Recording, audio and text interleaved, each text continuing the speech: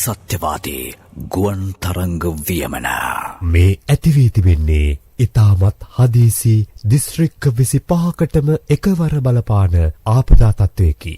රටක් වශයෙන් රජයක් වශයෙන් රටේ ජනතාව වශයෙන් පාට පක්ෂ ආගම් ජාති බෙහෙද නොබලා එකාමෙන් එකසේ එකට එකතු වී මෙම අවදානම් තත්වයෙන් ජීවිත ආරක්ෂා කර ගැනීම සඳහා කටයුතු කිරීම අංක 1 අත්‍යවශ්‍ය කරුණ වෙයි. මෙය මහා අභියෝගාත්මක අවස්ථාවක් බව විශේෂයෙන් කිව යුතුය. දේපොළ වස්තුව ගැන නොතකා ජීවිත බේරා ගැනීම සිදු කළ යුතුය.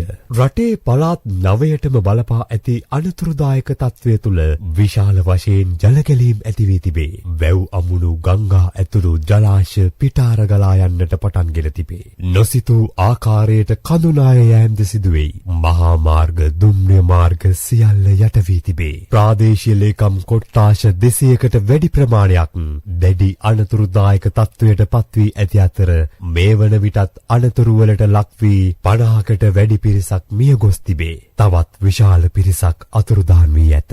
බරපතල තුවාල වලට ලක් වී තවත් විශාල පිරිසක් රෝහල් වලට ඇතුළත් කර කඩිනම් ප්‍රතිකාර ලබා දෙමින් පවතී. තවත් දින 2කට ආසන්න ප්‍රමාණයක් මෙම තත්වය පවතින අතර හෙට ඉරිදා සවස හෝ සඳුදා පෙරවරු වන විට ආපදා තත්වය ක්‍රමයෙන් පහව යන බව කාලගුණ අනාවැකිය සඳහන් කර තිබේ. ඒ කෙසේ වෙතත් මේ අවස්ථාවේ සෑම සියලු කෙනෙකුම ආරක්ෂිත ස්ථානවලට ගොස් ජීවිත රැක ගැනීමට කටයුතු කරන ලෙස ආපදා අංශ වරින් වර දැනුම් දෙයි. මෙම බරපතල ආපදා තත්වය හමුවේ ජනාධිපති අනුර කුමාර දිසානායක මහතා විපක්ෂය ඇතුළු සෙසු කණ්ඩායම් සමගද තානාපතිවරු ඇතුළු විදේශ නියෝජිතයන් සමගද මේ පිළිබඳව සාකච්ඡා පවත්වා අවශ්‍ය කඩිනම් පියවරගෙන තිබේ. අයවැයෙන් ආපදා කටයුතු සඳහා වෙන් කර ඇති මුදලට අමතරව රුපියල් බිලියන 32ක් ආපදා සහන සේවා සඳහා ඊයේ දිනේදීම වෙන් කරනු ලැබින. ආපදා තත්වය හමුවේ සෙසු කටයුතු වලට වඩා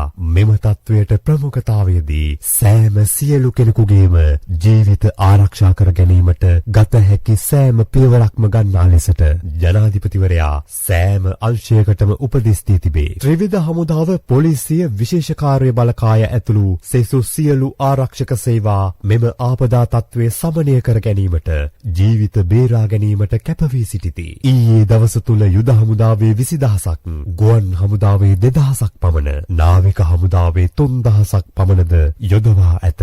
නායගිය පස්කඳු වලට යට වී සිටි අය හමුදා බටපිරිස් මහා වැසි මැද්දේ කුසට ආහාරක් වතුර බිඳුවක් හෝ නොමැතිව කටයුතු කරන ආකාරය තුලින් ජනතාවට මහත් ශක්තියක් ලැබුණු බව කිවහොත් එය නිවැරදිය. එසේම ජනාධිපතිවරයා සෙසු සියලු පක්ෂ නියෝජිතයන් හා එකට එකතු වී සාකච්ඡා කර තීන්දුව තීරණ ගැනීමද රජය ජනතාවට සහන සැලසීම සඳහා විශාල කැපවීමෙන් කටයුතු කිරීමද රටේ ජනතාවට මහත් ශක්තියක් වී ඇත. එකාමෙන් එකට එකතු වී රටේ සෑම කෙනෙකුම කටයුතු කිරීම අතීතයේ සිට අපේ රටේ පැවතීගෙන ආ උතුම් ගතිගුණ බව අපට සිහිපත් වෙයි. එසේම ආපදා තත්වය හමුවේ සිදුවන අනතුරු වලින් මිය යන පුද්ගලයෙකුට රුපියල් ලක්ෂ 10 බැගින්ද අලාභ වන දේපල සඳහා ලබා දෙන වන්දි ආදිය වැඩි කිරීමට කටයුතු කර ඇති රජය ඊට අදාළව නව සංශෝධන ඇතුළත් ගැසට් පත්‍රයක්ද නිකුත් කරනු ලැබිනි. මෙම හදිසි තත්වය තුළ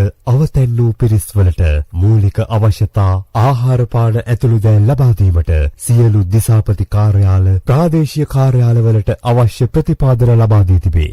ජනාධිපතිවරයා උපදෙස් ලබා දී තිබුණේ අදාළ අවශ්‍යතා සපුරා දීමේදී මුදල් වැය කිරීම ආදී චක්‍රලේඛ මත නොසිට අවශ්‍ය පරිදි අවශ්‍යතා සම්පූර්ණ කර දීමට කටයුතු කරන ලෙසයි. මෙම ආපදා තත්ත්වය තුළ ආපදා සේවා වලින් වරින් වර අනතුරු ඇඟවීම් නිකුත් කරති. එම අනතුරු ඇඟවීම් හමුවේ ඒවායින් නිකුත් කරන උපදෙස් අකුරටම ක්‍රියාත්මක කිරීම ජනතාව සතුය.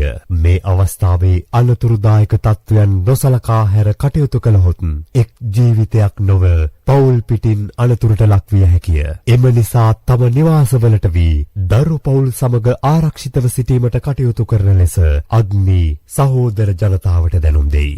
පිටපත විජයානි එදිරිසිංහ ඉදිරිපත් කිරීම දිනුක මාලිබඩ.